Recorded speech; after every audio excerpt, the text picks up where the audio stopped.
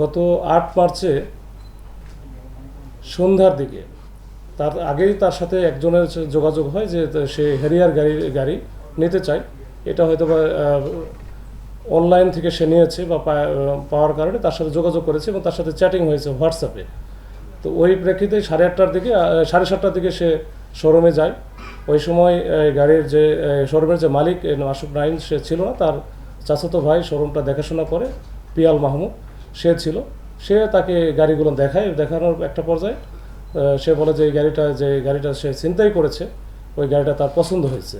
তো পছন্দ হওয়ার পরে সে মাসুক নাইমের সাথে কথা বলে একটা পর্যায়ে বলে যে যেহেতু গাড়িটা আমি নিব, এই গাড়িটা আমার একটু টেস্ট করে দেখা দরকার।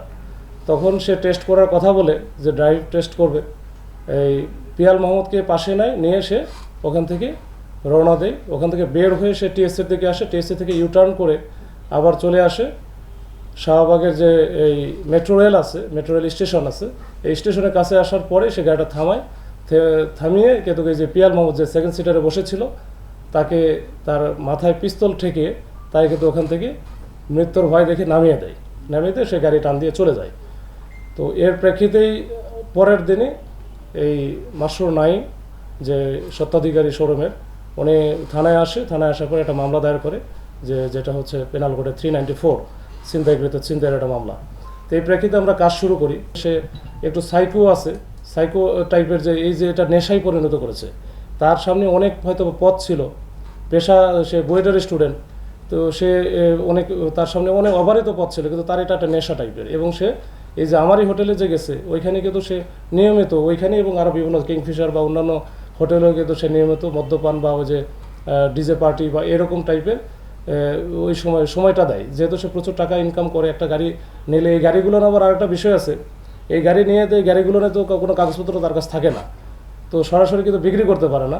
এটা আবার ওই যে যার কাছ থেকে নিল তাদের সাথে আবার একসময় যোগাযোগ করে র্যানসম বা মুক্তিপণের টাইপের মতো যে 10 লাখ 20 লাখ, যেমন এইটার ব্যাপারে 20 লাখ টাকা সে অলরেডি দাবি করেছিল। এই 20 লাখ টাকা দিলে সে একটা জায়গায় হয়তো ফেলে রেখে আসতো বা দিয়ে আসতো, তাহলে টাকাটা সে পেয়ে যেত।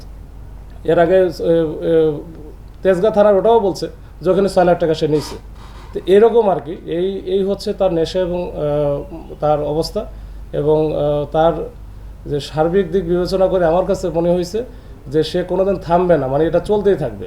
আমাদের ঈদকে সামনে রেখে আমাদের ব্যাপক ডেপ্লয়মেন্ট এবং ব্যবস্থাপনা আছে। আমরা যেমন রাতের বেলা একটা করি যে চেকপোস্ট আছে, মানে এটা একেবারে ভিজিবল, কিন্তু চেকপোস্ট এবং টহল এবং ওই যে মোটর সাইকেল, যেটা আমরা মূলত প্রত্যেকটা থানায় কিন্তু 8টা 9টা করে মোটর সাইকেল দেওয়া আছে, যে এই মোটর সাইকেল নিয়ে আমাদের ওই সাব ইন্সপেক্টর এএসআই বা কনস্টেবল তারা কিন্তু চষে বেড়াচ্ছে। আর এর পাশাপাশি এখন যেন ঈদকে সামনে রেখে আমাদের অক্সিলিয়ারি ফোর্স দিয়েছে, অক্সিলিয়ারি ফোর্সের পাশাপাশি আমাদের ফোর্সেরা কিন্তু ফুড পেট্রোলিং করতেছে প্রত্যেকটা মার্কেটের সামনে, মার্কেট কেন্দ্রিক আর কি।